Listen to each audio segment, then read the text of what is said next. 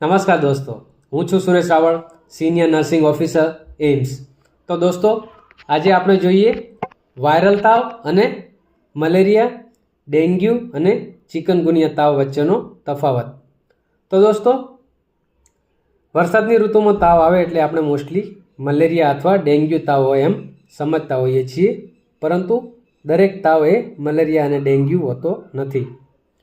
હવે દોસ્તો, viral fever, dengue અને મલેરિયા અને ચિકનગુનિયા તાવમાં શરૂઆતમાં કેટલાક લક્ષણો એક સરખા હોતા હોય છે। તો આપણને કઈ રીતે ખબર પડે કે સામાન્ય તાવ છે કે ગંભીર? તો ચાલો જોઈએ દરેક તાવના મહત્વના લક્ષણો વિશે। સૌપ્રથમ છે દોસ્તો વાયરલ તાવ। તો વાયરલ તાવમાં સામાન્ય કયા કયા લક્ષણો જોવા મળી શકે?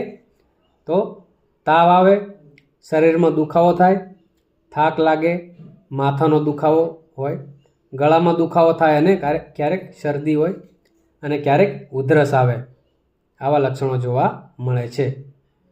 ઘણા વાયરલ ફીવર એટલે કે ઘણા વાયરલ તાવ થોડા દિવસોમાં પોતાની રીતે મટી જતા હોય છે, પરંતુ દોસ્તો સતત વધારે તાવ રહે અને દર્દીની સ્થિતિ બગડતી જાય તો ડૉક્ટરની સલાહ લેવી જરૂરી છે।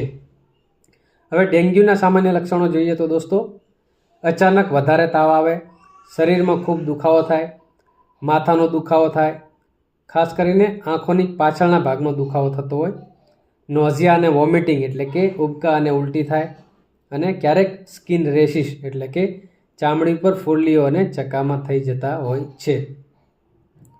હવે મલેરિયાના લક્ષણો જોઈએ તો મલેરિયામાં ખાસ કરીને આપણે જોતા હોઈએ છીએ એ રીતે તાવ સાથે ઠંડી અને પરસેવો।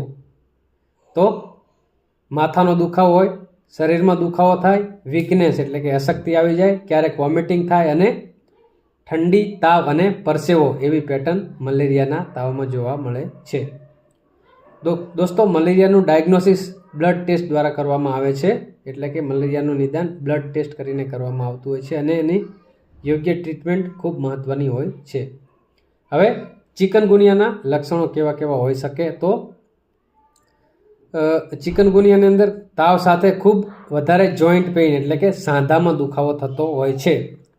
ખાસ કરીને હાથ પગના નાના અને મોટા જોઈન્ટ્સ એટલે કે મોટા સાંધાઓમાં દુખાવો અને સ્ટીફનેસ એટલે કે સાંધાઓ જકડાઈ જતા હોય છે।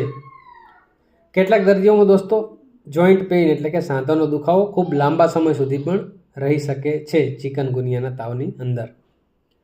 હવે દોસ્તો, શોર્ટમાં જોઈએ તો ચારેયમાં સરળ ફરક કઈ રીતે કરી શકાય? તો વાયરલ તાવ હોય તો તાવ પ્લસ સામાન્ય વાયરલ લક્ષણો જે આપણે કીધા એ પ્રમાણે હોય। ડેન્ગ્યુ હોય તો તાવ પ્લસ શરીરમાં દુખાવો, માથાનો દુખાવો અને આંખની પાછળના ભાગમાં દુખાવો હોય। મલેરિયા હોય તો તાવ સાથે ઠંડી અને પરસેવો હોય, અને ચિકનગુનિયા હોય તો તાવ પ્લસ ખૂબ વધારે જોઈન્ટ પેઇન એટલે કે સાંધાનો દુખાવો હોય। હવે દોસ્તો, ધ્યાન રાખશો કે માત્ર સિમ્ટમ્સ એટલે કે લક્ષણો પરથી કોઈ ચોક્કસ ડાયગ્નોસિસ અથવા તો ચોક્કસ તાવ છે એમ કહી શકાય નહીં। એના યોગ્ય ડૉક્ટરને બતાવી અને યોગ્ય બ્લડ રિપોર્ટ કરાયા પછી જ આપણે કયા પ્રકારનો તાવ છે એ નક્કી કરતા હોઈએ છીએ। તો કોઈ પણ તાવ જો સામાન્ય કરતાં વધારે લાગે અથવા સતત તાવ રહે અને ના મટે તો ડૉક્ટરની સલાહ લેવી જરૂરી હોય છે। તો આ જોયું આપણે 4 પ્રકારના તાવમાં કયા કયા અલગ અલગ લક્ષણો હોઈ શકે અને એની કઈ રીતે ટ્રીટમેન્ટ અથવા તો ક્યારે ડૉક્ટરની સલાહ લેવી જોઈએ અને ટ્રીટમેન્ટ લેવી જોઈએ એના વિશે। આ જ રીતે નવી માહિતી સાથે નવા વિડીયોમાં મળીશું। જો આપણી માહિતી પસંદ આવી હોય તો આપણી ચેનલને લાઈક, શેર અને સબસ્ક્રાઈબ કરશો। મળીશું આવતા વિડીયોમાં। નમસ્કાર।